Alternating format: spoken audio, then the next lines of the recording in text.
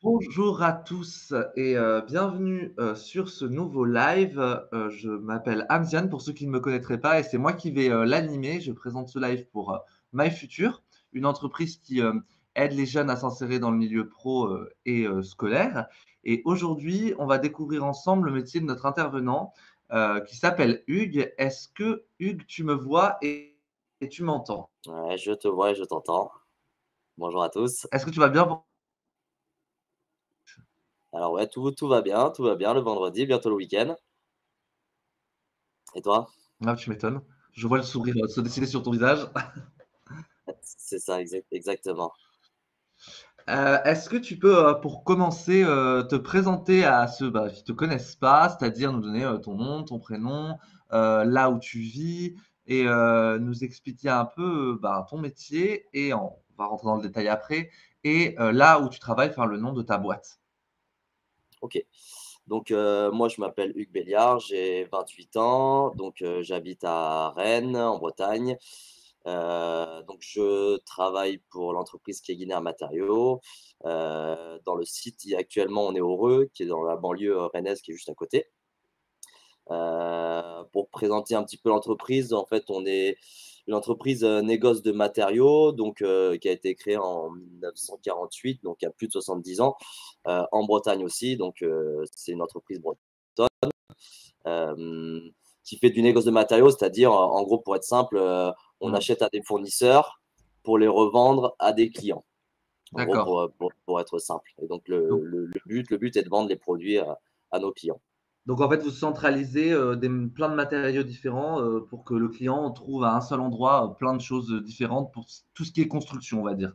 Exactement, on a plusieurs fournisseurs et plein de fournisseurs d'ailleurs même et du coup on les achète, on essaie de les acheter au meilleur prix pour pouvoir les revendre aussi, au meilleur prix. Oui, D'où d'accord. d'où le terme négoce en fait, le terme de négocier en fait. Ah ouais, très bien. Et toi, donc tu es vendeur conseil, je crois qu'il y a un autre terme qui est un peu plus complexe, qui est vendeur technico, tu m'avais dit? Alors moi aujourd'hui je suis technico-commercial externe donc c'est-à-dire que je suis sur la route, maintenant je rencontre les clients sur la route directement, via ma voiture, je me déplace sur les chantiers, je vais voir les clients.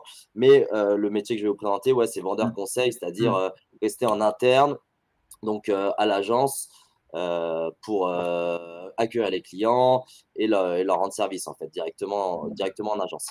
D'accord, donc toi, en fait, tu es le 1er visage qu'on voit quand on arrive, quand on est client et c'est à toi de faire en sorte que, le client soit satisfait, qu'il parte avec, ce qu'il était venu chercher, en gros. Exactement, on est là en fait, pour enseigner les clients. C'est que des demandes entrantes, donc c'est souvent les clients qui vont nous faire la demande, donc soit par téléphone ou soit en physique directement et Mmh. c'est à nous de trouver les informations pour pouvoir leur répondre et les renseigner au mieux, quand on en est capable. Eh ben, justement, on va rentrer dans le détail, de ton métier pour, le comprendre encore plus concrètement. Je t'avais demandé, en fait, un petit exercice, c'est-à-dire de séparer, en fait, en 4 grands ensembles ce que tu fais au quotidien. Alors, bien sûr, c'est un peu un résumé, on imagine bien que, les tâches, elles changent, en fonction des choses qui arrivent ou pas. Mais de manière générale, tu as quand même réussi à me donner, 4, grandes actions que tu, fais au quotidien. Je vais te laisser les présenter en commençant par la première. Bon, c'est ce que tu disais, en gros, c'est la vente pure, hein. Ouais, c'est ça. Bah, en fait, comme tu as bien dit, il y a vraiment beaucoup, beaucoup de tâches différentes, au métier de vendeur conseil. Il y a vraiment tout le panel qu'on peut renseigner. Mais l'objectif numéro un, d'où le terme vendeur conseil, c'est faire de la vente. Donc comme j'ai mis de la vente pure, donc c'est-à-dire que les clients, vont venir pour acheter quelque chose ou ont peut-être le besoin ou pas du tout même des fois. Il faut savoir le créer le besoin et c'est-à-dire les accueillir, les renseigner, leur donner soit des prix, soit des conseils de pause. Voilà, donc l'objectif principal, c'est de vendre des produits ou du conseil à des clients. Mmh, d'accord. Bon, ça, c'est très clair. Pour le moment, c'est très, très clair. La deuxième chose, que tu m'as, énoncée, c'est gérer les demandes, donc traiter et prioriser les demandes clients. D'accord. Ouais, donc en fait, ça, gérer les demandes, c'est voilà, comme je l'ai dit précédemment, c'est les demandes entrantes. Donc gérer les demandes, c'est tout ce qui est En voilà, gros, tu demande. reçois plein de demandes différentes et tu peux pas toutes les gérer d'un coup. Donc, en fait, tu dois avoir des techniques et aussi une expérience pour savoir lesquelles mettre par lesquelles commencer, j'imagine. C'est ça, exactement. En fait, le plus important, c'est de la prioriser. C'est-à-dire que, si je donne un exemple, il y a un client qui va nous dire: «Voilà, j'ai un chantier qui commence, dans 3 mois et j'ai un chantier qui commence Ouais, la semaine prochaine». Clairement, voilà, il oui. faut prioriser le client. On priorise aussi forcément par rapport au volume, au prix, en fait. Plus la commande va être, on va dire, conséquente et importante, plus on va s'y occuper, rapidement.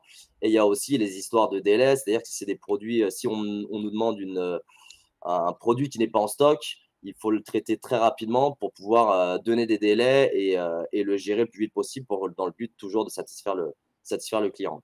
Mmh. Ouais, très bien. Et ensuite, naturellement, on a bien décomposé tout, hein, mais on se doute que tu vas répondre à la commande et là, tu vas faire un devis. Est-ce que tu peux nous rappeler ce que c'est un devis?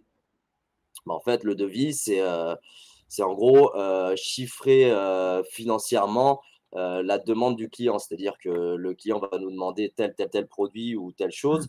Il faut le chiffrer financièrement, donc lui donner un prix pour que lui puisse se baser. Est-ce qu'il a le budget? Est-ce Mmh. qu'il partait sur ce prix-là? Voilà, le but du devis, c'est vraiment de chiffrer financièrement le projet de la personne.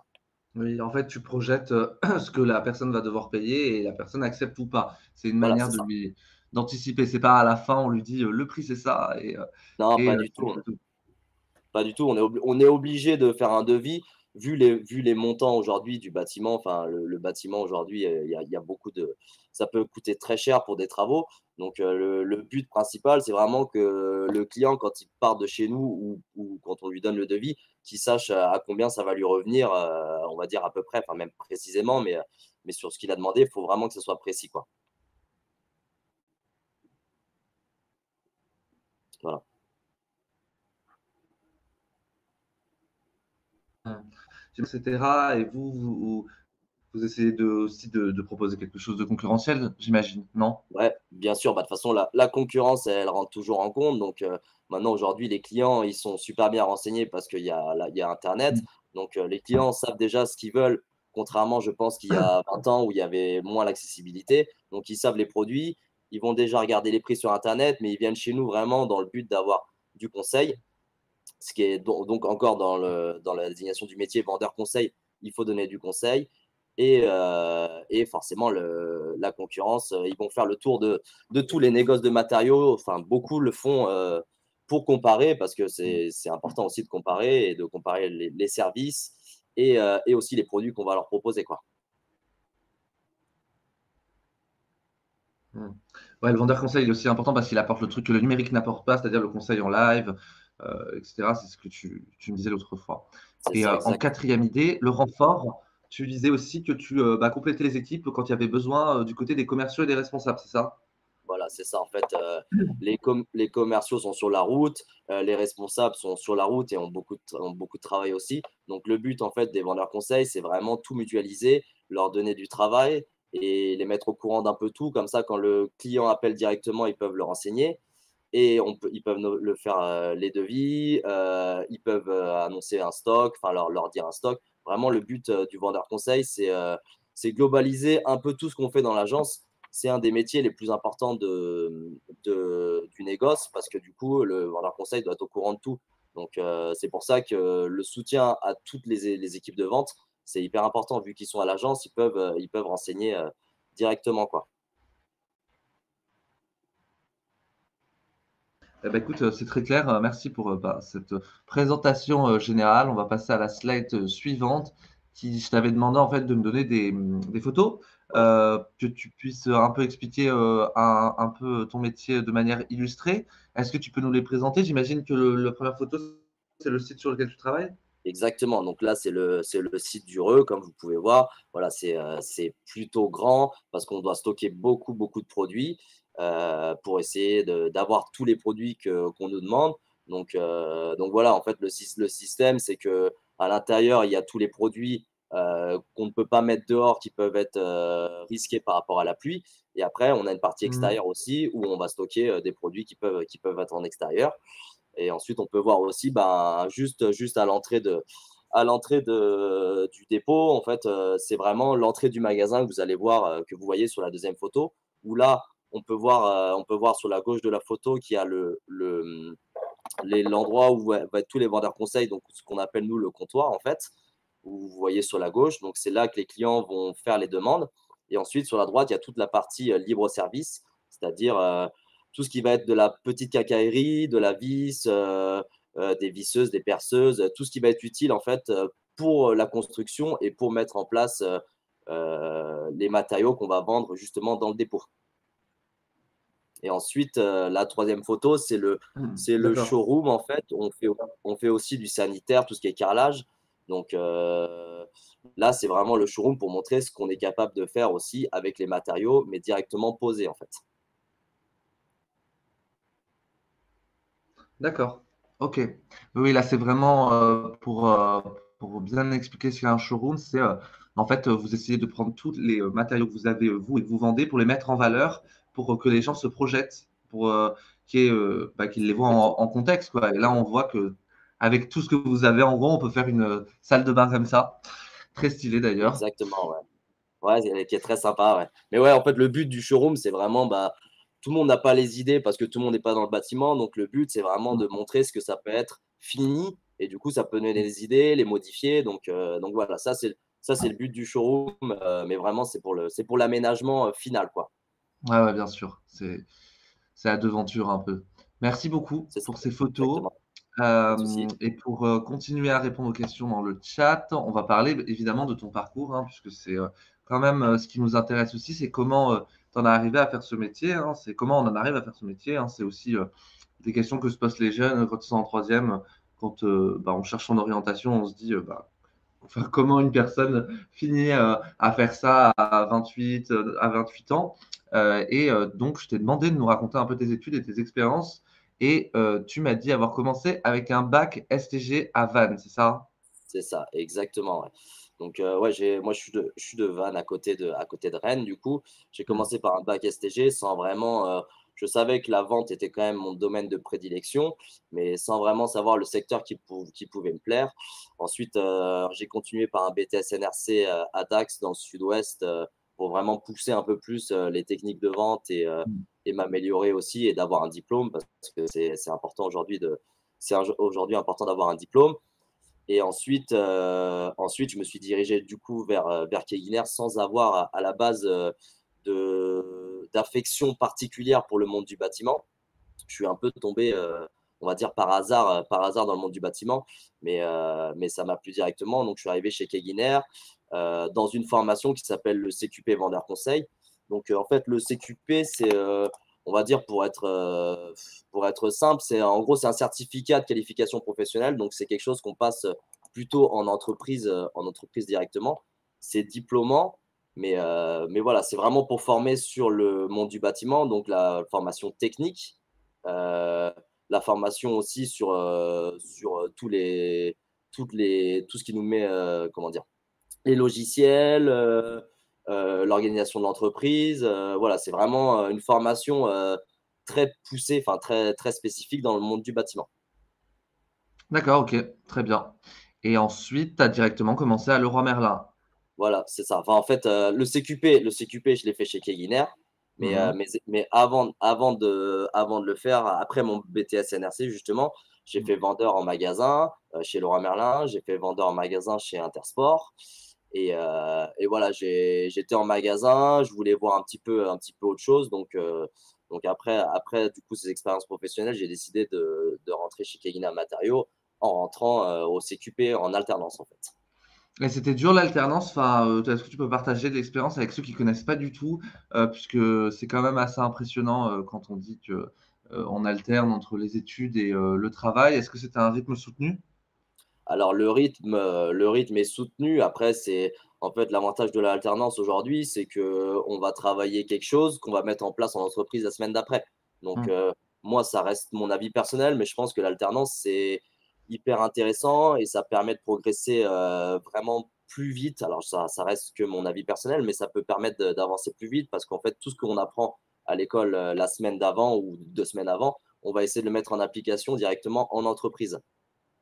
Ah ouais, ouais, bien sûr. Ouais, en fait, c'est très concret, quoi. Pour ceux qui aiment pas trop la théorie, c'est vrai que c'est une bonne solution, l'histoire de bon, d'apprendre, d'avoir un diplôme, valorisant, mais aussi, de faire concrètement la semaine suivante, comme tu dis. OK, Voilà, et ben, écoute, merci encore pour cette, présentation merci. de ton parcours. La question suivante, c'était celle, des compétences qu'il faut avoir pour ton métier. C'est, de savoir, bah, quelles compétences faut développer, quelles compétences, faut avoir pour être un bon vendeur. Alors, il y a des choses qui sont plus évidentes que d'autres, mais qui sont quand même essentielles de rappeler. Je te laisse les développer. Et bon, le premier, c'est évidemment le sens du commerce. Voilà, c'est ça. Bon, ça reste la base quand on A veut faire priori, quand on veut faire de la vente, il faut forcément avoir le sens du commerce. Donc le sens du commerce, mm, c'est quoi? Bien passer devant le client, donc avoir un bon relationnel, aimer échanger, aimer parler, aimer aussi négocier, forcément. Et puis la négociation, ça reste la base du commerce. Mais voilà, le numéro un dans les compétences, c'est vraiment avoir le sens du commerce et le sens du service, parce que les 2 vont ensemble. Et vraiment, le but, c'est de satisfaire le client. Voilà, il faut se fixer ça, satisfaire le client en étant bon dans la diction et en étant bon aussi dans le conseil. Le deuxième point, c'est être attentif. Donc, c'est ce que j'ai mis, savoir écouter le client. Donc, écouter ce qu'il demande, écouter ce qu'il veut et avoir un peu ses appréhensions. Est-ce qu'il a peur de quelque chose? En fait, c'est vraiment essayer de déceler via les paroles et aussi via le comportement, enfin les gestes qu'il va faire. Peut-être, savoir s'il a peur, s'il connaît le métier. Voilà, l'attention, c'est vraiment hyper important pour satisfaire au mieux le client et même pour nous personnellement, vraiment répondre à sa demande, précisément, quoi. Ce qui peut faire la différence, comme on a parlé précédemment, par rapport à la concurrence. très bien. Voilà. Être Et attentif. le troisième point, j'ai mis volonté d'apprendre, parce que c'est un secteur qui est très divers et varié. Dans le bâtiment, il y a de tout, on part du parpaing, vraiment de la base du bâtiment jusqu'au carrelage, on va dire, donc à l'intérieur. Donc il y a vraiment un panel hyper grand, donc c'est toujours vouloir apprendre avec les clients, parce que les clients aiment aussi parler de leur métier et Mm. eux, ça leur fait plaisir aussi d'en parler. Donc apprendre, sur internet. Maintenant, on a l'accessibilité sur internet, donc c'est très facile d'avoir les informations rapidement ou entre nous aussi, le fait d'être en équipe, on peut avoir beaucoup d'infos. Il y en a qui ont plus ou moins d'expérience dans l'agence. Donc toujours demander. Quand on ne sait pas, il faut toujours demander et il n'y a pas de honte à ne pas savoir répondre à un client. Mais voilà, toujours se renseigner. Je pense que c'est très important de vouloir apprendre toujours.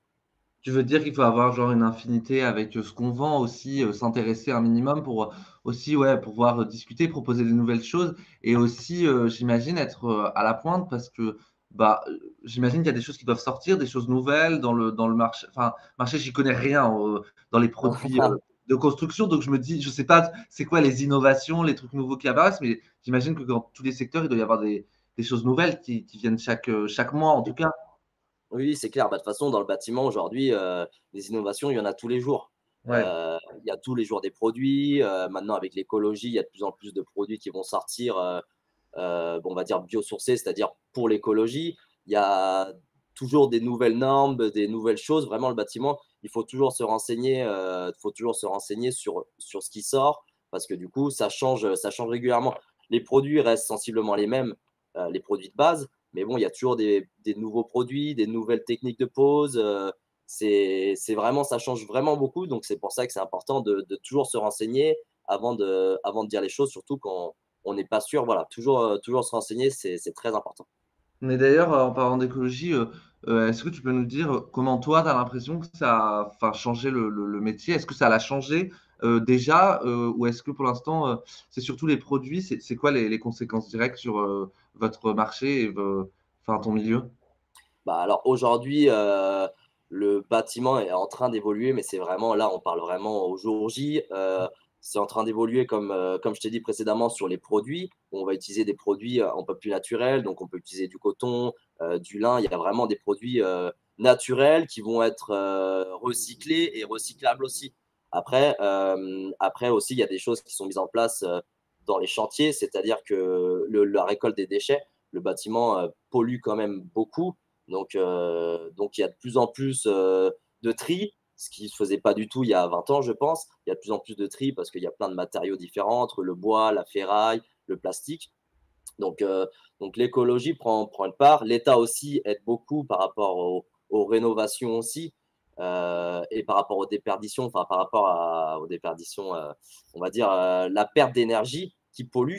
Donc l'État récompense les personnes qui vont isoler mieux leur maison dans le but de dépenser moins d'énergie et de respecter, on va dire, un peu plus la planète. D'accord, ok, très bien. J'ai une question aussi qui nous vient, c'est où tu te vois travailler dans 10 ans? Enfin, est-ce que tu dois continuer à travailler dans ce secteur? Est-ce que tu travailleras au même poste? Est-ce que tu as déjà des perspectives d'évolution? Dans 10 ans, c'est une bonne question. J'ai du mal à me projeter aussi loin, on va dire. Après, voilà, moi, aujourd'hui, là, si je parle de mon ressenti aujourd'hui, aujourd'hui, je suis bien là où je suis parce que je suis dans une entreprise, on va dire, qui est très, très bien. J'ai eu la chance de progresser rapidement. Voilà, moi, je suis parti vendeur conseil. Enfin, j'ai commencé même cariste, donc c'est-à-dire faire les préparations de commandes. J'ai fait vendeur conseil après. Ensuite, je suis passé attaché technico-commercial interne, donc c'est tout ce qui est gestion du stock et gestion des commandes. Et là, aujourd'hui, depuis 6 mois, je suis sur la route. Donc voilà, l'avantage aujourd'hui des négoces, c'est qu'on a la chance de pouvoir progresser plutôt rapidement et si on en a la volonté, évidemment. Hmm. Et voilà, après, dans 10 ans, c'est compliqué de dire où je serai. Mais oui, forcément, j'ai des ambitions et j'ai envie de progresser comme beaucoup de personnes, je pense. Et c'est très gratifiant d'avoir des évolutions aussi, je pense. Bien sûr. Ok, bah merci d'avoir répondu à cette question. On va continuer avec la slide cliché. Je t'avais demandé en fait, c'est une slide qu'on aime bien, de nous donner en fait deux clichés, deux idées reçues que tu as envie de démonter sur ton milieu, sur ton travail. Et la première que tu m'as donnée, c'est les gens dans le bâtiment sont des brutes. Alors qu'est-ce que tu entendais par là? Bon, on imagine bien, hein, on imagine bien, on voit le cliché un peu du mec qui travaille dans les travaux, qui est robuste, qui est un peu brut. Je te laisse le démonter justement. Ouais, c'est ça. Alors, moi, avant d'arriver dans le bâtiment, que je ne connaissais pas non plus, il y a 5 ans quand je suis arrivé dans l'entreprise, Ouais, je pensais ça aussi, où vraiment les gens sont très bruts, enfin, c'est-à-dire très bruts, sont très cash, on va dire, qui prennent pas de pincettes pour parler, tout ça. Alors que là, depuis 5 ans, j'ai découvert plein de personnes, les gens sont très accessibles. Oui, forcément, les gens sont très francs, ça, c'est une chose, mais c'est pas pour autant qu'ils vont être désagréables. Ils sont très sympas. Enfin, moi, depuis 5 ans, j'ai plein de personnes avec qui je m'entends très, très bien en tant que client. Alors, voilà, non, les gens sont très accessibles. Moi qui fais du commerce sur la route aussi, qui vais voir des clients, qui ne me connaissent pas ou quoi que ce soit, je me fais rarement rentrer dedans. Les gens sont très ouverts. Donc ce cliché-là, je pense, donc ça reste que mon avis, mais je pense n'est pas vrai. Et, euh, et voilà, du coup, après, j'ai basculé sur c'est un milieu fait essentiellement pour les hommes. Donc, ce qui peut rejoindre un peu le côté brut aussi, parce que le côté brut, il y a de plus en plus de femmes aussi qui viennent dans le bâtiment. Donc voilà, c'est important aussi que ce soit en termes de bâtiment pur, donc c'est-à-dire faire de la construction, il y en a de plus en plus, et aussi en termes de vente. Je pense une femme aujourd'hui qui est dans le monde du bâtiment et qui aime ce qu'elle fait et qui est douée, peut être bien meilleure que des hommes parce que voilà, c'est un milieu qui est très fermé, je pense encore aujourd'hui, et il y a beaucoup, beaucoup d'hommes. Mais voilà, c'est un milieu qu'il faut développer par les femmes parce que nous, on travaille avec des femmes qui sont très, très douées et qui se débrouillent peut-être mieux qu'un homme, qui peuvent se débrouiller mieux qu'un homme, je pense. Et est-ce que je rajoute des questions pour être vendeur conseil dans le bâtiment, il faut savoir, faut être habile de ses mains, il faut savoir construire des trucs, ou est-ce que pas du tout? Non, franchement, toute honnêteté, bon, moi, j'ai appris au fur et à mesure à voir les choses, à les faire moins. Je suis pas du tout bricoleur, en fait. C'est pas fermé du tout. Si on ne sait pas même, monter, je sais pas, un meuble d'une certaine marque, par exemple, heu, ce qui est mon cas aujourd'hui, Ça ne m'empêche pas de connaître techniquement les produits et ensuite après avec l'expérience et la vision des choses, on progresse. Mais voilà, il y a pas de c'est pas parce qu'on ne sait pas faire, des choses, de ses mains qu'on ne peut pas travailler dans le bâtiment. Mmh, d'accord. Et par rapport à ton métier actuel, qu'est-ce qui change en fait? Qu'est-ce que ça change d'être, vendeur, en déplacement? C'est, en fait, qu'est-ce que toi tu vas faire? Tu vas essayer d'aller convaincre des comment on appelle ça? Des clients directement, D'accord. chez eux? Ouais, alors il y a plein de choses. Il y a la partie prospection. Donc la partie prospection, c'est aller découvrir des nouveaux clients dans le but, de travailler avec eux et d'ouvrir des nouveaux comptes. Donc voilà, se faire connaître l'entreprise, se faire connaître soi-même et puis avoir un bon contact, un bon feeling avec la personne dans le but de travailler avec elle. Après, il y a aussi, entretenir les clients qu'on a déjà, les clients réguliers. Donc, les entretenir, c'est quoi? C'est aller les voir, leur proposer des choses, des nouvelles choses, négocier avec eux aussi les prix des chantiers. Vu qu'aujourd'hui, il y a une variation très importante des prix, voilà, c'est toujours se mettre à jour et puis le but principal, enfin, c'est toujours d'aider les clients, toujours leur répondre à leurs demandes, quoi. Ou leur et être force de proposition aussi sur les produits qu'on a et sur les opérations commerciales qu'on est capable de faire.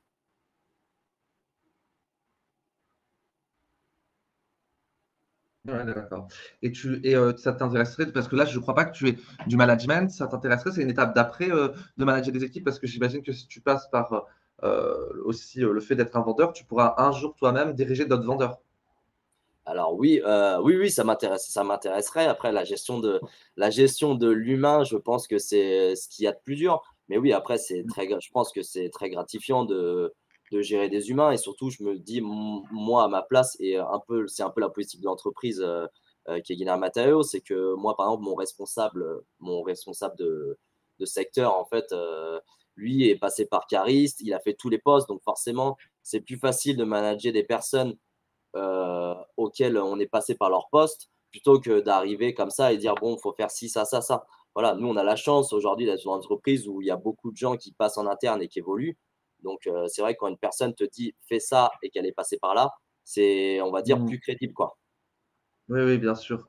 Oui, oui, faudrait pas donner l'impression que, manager, c'est juste donner des ordres. Non, c'est Non, d'abord, être passé, par, le métier et connaître, en fait, les tenants, les aboutissants et bien sûr, donc ouais. savoir ce que vivent les gens, manages. Ouais, c'est ça, exactement. Oui, c'est vrai que c'est pas que des ordres du tout, justement, c'est de la gestion, essayer de motiver les équipes. Il y a beaucoup de choses qui rentrent en compte aussi, écouter les gens, qu'on manage. Après voilà, je pense que c'est beaucoup de travail, mais bon, je pense que c'est super gratifiant pour la personne qui manage et pour les personnes qui sont managées, justement. Quand on a une personne qui est motivée et qui aime ce qu'elle fait, ça donne forcément plus envie de se dépasser, on va dire. Ouais, bien sûr. OK, très bien. Je te remercie pour ces réponses et on va répondre maintenant aux questions auxquelles on n'a pas encore, répondu. Est-ce que déjà tu peux nous parler un peu de tes horaires, général? Parce que est-ce que tu travailles beaucoup, beaucoup? Est-ce que tu travailles sur les week-ends? C'est quoi tes vacances, les jours fériés? Alors, en termes de vendeur conseil, nous, l'agence ouvre à 7h30. Donc en gros, les horaires, c'est 7h30, midi, 13h30, 18h. C'est ouvert du lundi au vendredi et le Mmh. samedi, c'est 8h, midi. Donc voilà, il y a quand même une amplitude horaire qui est assez importante. Après voilà, les vendeurs conseils tournent, ils sont pas tout seuls au comptoir, donc voilà, c'est une rotation. Mais heu, mais oui, en termes de travail, il y a du travail qui est très intense, quand on est à l'agence parce qu'il y a toutes les demandes à traiter. Après voilà, quand on est chez nous, c'est voilà, on décroche complètement. Mais oui, après il y a du travail, il y a du travail en agence, mais mais après sinon les vendeurs conseils, ils sont à 35 ou 37 heures. Après il y a des fois, il y a des heures supplémentaires en fonction du travail qu'il y a, de ce que nous on veut faire aussi. Si on a envie de finir les dossiers, ben voilà, on vient travailler plus tard. Mais voilà, en termes d'horaire, c'est ça à peu près, quoi. Ouais, d'accord, très bien et en termes d'équipe, je vous êtes combien de vendeurs? Et mon autre question qui est liée à ça, c'est, vous tu travailles souvent avec tes collègues? Parce que c'est vrai que tu as expliqué beaucoup que tu étais avec le client, mais c'est quoi les interactions que tu as avec tes collègues, pour le travail? Alors, aujourd'hui, tout se fait entre collègues. Il y a beaucoup de toutes les demandes, quand on ne sait pas répondre, on demande à d'autres personnes. C'est aussi à nos collègues qui nous demandent de nous faire des choses, pour eux. Voilà, il y a un gros esprit d'équipe, je pense, ce qui est hyper important. De toute façon, l'esprit d'équipe est hyper important dans la vie de tous les jours, je pense, et dans le travail particulièrement. Et voilà, c'est hyper important de travailler en équipe. Quand il y a une personne qui a beaucoup trop de travail, toujours l'aider, la suppléer. En fait, voilà, le travail d'équipe, c'est de la suppléance, c'est de l'aide. Voilà, c'est vraiment ça. Mais oui, tout le monde travaille en équipe dans l'agence où on est, ouais. OK, OK, très bien. Dans les dernières questions que je vois là, apparaître, c'est, si tu devais donner, personnellement des plus et des moins à ton métier, ce serait quoi? C'est quoi que tu préfères et c'est quoi que tu aimes moins, que tu aimerais changer peut-être? Bah, ce que je préfère, en tout cas, c'est vraiment, l'ambiance qu'on a, que ce soit entre collègues ou avec les clients. C'est vraiment très convivial. Il y a beaucoup de tutoiements, par exemple, donc c'est déjà, ça rapproche un peu plus la personne. Vraiment, l'ambiance est super. Après, voilà, le monde du bâtiment, les gens sont très francs aussi. Donc, moi, c'est quelque chose qui me plaît beaucoup, le fait de la franchise, le fait de dire les choses quand on les pense. Voilà, c'est plus simple pour créer, je pense, une relation, que ce soit entre collègues ou avec des clients. Voilà, après des plus, il y en a beaucoup parce que c'est un travail qui est gratifiant, parce il y a il y a le financier qui rentre en compte. Forcément, quand on prend une belle commande, on va dire, on est heureux. Quand on rend le client satisfait aussi, on est content de le faire. Voilà, c'est très gratifiant quand on réussit les choses.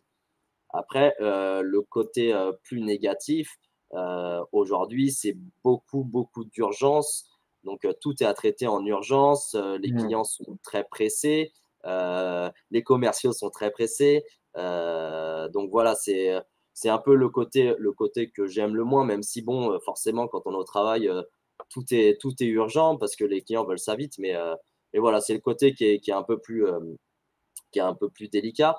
Et puis, forcément, après, il y a le côté d'aller sur les chantiers. On n'est pas dans un cadre, on va dire, super propre, quoi. Donc, nous, le dépôt, forcément, il y a des matières qui tâchent, il y a des choses qui sont pas très propres. Voilà. Après, forcément, on est dans le bâtiment, on n'a pas le choix, hein. Ça fait partie de l'âme du bâtiment, je pense. Est-ce que tu peux nous donner une idée, des salaires quand on rentre dans le métier? Pas forcément le tien évidemment, mais, peut-être une idée d'un vendeur, ça intéresse en fait ceux qui nous écoutent. Ouais, bien sûr. Heu, Quand on arrive sur le marché, parce que c'est quand même une donnée importante.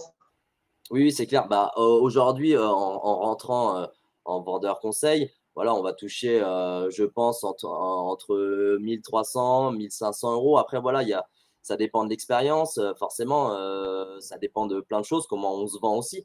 Comment on se vend aussi, le salaire se négocie comme tout. Voilà, aujourd'hui entre, on va dire entre 1 300 et 1 600 €, sachant que nous, dans l'entreprise où on a la chance d'avoir des primes. On a des primes de Noël, on a des primes de vacances, il y a des primes de transport aussi. Donc, c'est vrai qu'il ne faut pas se fixer juste sur un salaire précis, mais Mmh. voir aussi tous les à Ouais. côté qu'on peut avoir. Comme nous, on a des chèques vacances. Voilà. Après c'est une entreprise qui donne quand même à ses salariés. Donc, c'est vrai que on a le salaire fixe, mais aussi on a tous les avantages qui vont être à côté. On en a beaucoup, on en a beaucoup. On en a quand même, donc donc voilà. Et après OK. forcément, plus on évolue, plus le salaire va monter et de d'année en année, on monte de salaire, quoi. Mmh. Très bien. Bah, on a été, vachement efficace parce qu'on a allé très vite sur toutes les slides, qu'on avait. Bravo à toi. Merci. Je vais poser les dernières questions que je voulais poser et je voulais attendre la fin pour poser celle-là. Est-ce que vous recevez, des stagiaires, des alternants? Est-ce que ça vous arrive aussi, enfin, est-ce que ça t'est déjà arrivé d'avoir aussi des stagiaires de troisième chez vous? Je ne sais pas si tu sais, hein, c'est plus une question qu'on pose aux ressources humaines d'habitude, mais je te pose la question comme ça. Alors, je crois que oui, je suis même quasiment sûr qu'on en a un stagiaire dans l'agence à côté de chez nous à Chavagne. Mmh. Oui, on fait des stagiaires. Après, bah, l'alternance, c'est un petit peu plus compliqué vu qu'on a notre CQP qui est déjà en alternance. Je pense que c'est un peu plus délicat. Après, je crois que c'est pas fermé, hein, parce qu'il y a déjà eu des alternants chez nous. Mais oui, après, on prend des stagiaires, on prend des alternants de temps en temps, mais voilà, après, c'est un milieu qui est ouvert, je pense, et c'est possible d'essayer. Faut pas hésiter si vous en avez l'occasion. Ouais. Eh ben, écoute, merci pour toutes tes questions et pour toutes tes réponses, pardon. Ouais, plutôt. Je voulais te remercier d'avoir participé à ce live et d'avoir partagé avec nous, ton expérience et tout. C'était très cool et très concret. Donc, c'est bien parce qu'on a une vraie image de ce que tu fais et ceux qui, veulent faire ça, auront, une bonne projection, hein. Bah, Est-ce j'espère. que peut-être tu as un dernier message? Ouais, ouais, j'en suis sûr. Est-ce que tu as un dernier message à faire passer peut-être? Je te laisse un petit moment de liberté, pour dire si tu as un dernier truc à dire. Par rapport à quoi? Par rapport au Un jeune ou par message rapport à peut-être à moi? faire passer qui nous regardent. Si tu as rien à dire, c'est pas grave, mais c'est Non, mais juste si, pour te si, si, dire, si, j'ai plein de choses à dire, hein. Non, non, mais allez, je n'hésite pas, pense que c'est hein? n'hésite pas alors. Ouais. Non, non, je pense que c'est important, les études aujourd'hui, c'est important, même si, bah, voilà, moi, je suis pas allé très loin en études, mais voilà, aujourd'hui, il y a plein de choses qui permettent de faire des études, même quand on n'aime pas forcément, dont l'alternance et autre chose aussi, comme des formations professionnalisantes. Heu Aujourd'hui, travailler, c'est bien et trouver aussi le secteur qu'on aime et le métier qu'on aime, c'est très bien aussi parce que tout le monde n'a pas la chance de faire quelque chose qu'il aime et qui le passionne. Heu, voilà, donc il faut essayer, pour trouver un métier qui nous plaît, forcément, c'est important d'essayer et d'essayer Mmh. plein de choses et c'est comme ça qu'on va se fixer. Forcément, quand on est jeune et qu'on est au collège ou au lycée, c'est très compliqué et même moi, je ne savais pas du tout ce que je voulais faire. Mais voilà, c'est la vie, c'est fait de plein d'opportunités qu'il faut savoir saisir et rentrer Bien dedans sûr. justement quand ça nous plaît vraiment, quoi. Voilà. Mmh. D'ailleurs, toi, tu as eu d'autres expériences que dans le métier, du bâtiment? C'est je crois pas que tu m'aies dit ça, non? Est-ce que Non, tu es pas parti ou aussi partir en voyage? Des fois, il y a des gens qui partent 1 an en voyage. Non, j'ai pas eu la chance de partir en voyage. Après voilà, moi j'ai toujours travaillé dans le commerce, pas forcément dans le Mmh. bâtiment, parce que moi je suis fan de sport à la base, donc à la base je voulais travailler dans le sport, mais bon Mmh. c'est un milieu qui est très, très bouché, je Ouais. pense. Donc le bâtiment, qui est à l'inverse très ouvert parce qu'il y a beaucoup d'opportunités. Mais voilà, non, moi j'ai pas toujours travaillé dans le bâtiment, voilà, je suis tombé dessus par pur hasard. Mais comme on dit, le hasard fait bien les choses. Mais oui, après, bah, voyager, c'est important aussi pour découvrir d'autres cultures, je pense. Moi, aujourd'hui, je regrette un petit peu de ne pas avoir un peu plus voyagé Mmh. pour découvrir d'autres choses. Après, voilà, il y a le voyage à l'étranger, mais il y a le voyage en France aussi, dans Non, d'autres. mais surtout que tu es hyper jeune, tu as le temps. C'était juste, des fois, tu sais, il y a des gens qui partent 6 mois quand ils savent pas trop ce qu'ils veulent faire et cetera. Je posais Ouais, la question, mais je pense que tu as le temps, hein. ouais, ouais, c'est sûr. Mais bon, après, quand on est dans le travail, c'est vrai aller trouver 6 mois Ouais, pour partir à l'étranger, c'est plus compliqué. je suis Mais d'accord avec voilà. toi. Moi, je me retrouve dans la même situation, mais bon, écoute, on retrouvera, on trouvera un Bah moment. oui, après on a la chance aussi d'avoir des vacances, essayer de trouver des créneaux. C'est ça. Je pense que c'est important de voir plein d'autres choses pour savoir ce qu'on veut et ce qu'on est aussi, quoi. Donc voilà. Bah, écoute, bah, je crois qu'on a fait le tour de toutes les questions, qu'on voulait poser. Merci beaucoup, Hugues, d'avoir répondu à tout ça. Merci à ceux qui étaient dans le chat. Merci à Solal qui a fait la régie aujourd'hui et bah, merci encore Hugues. Bonne journée à toi et Avec à plaisir. très vite. À bientôt. Salut. Bonne journée.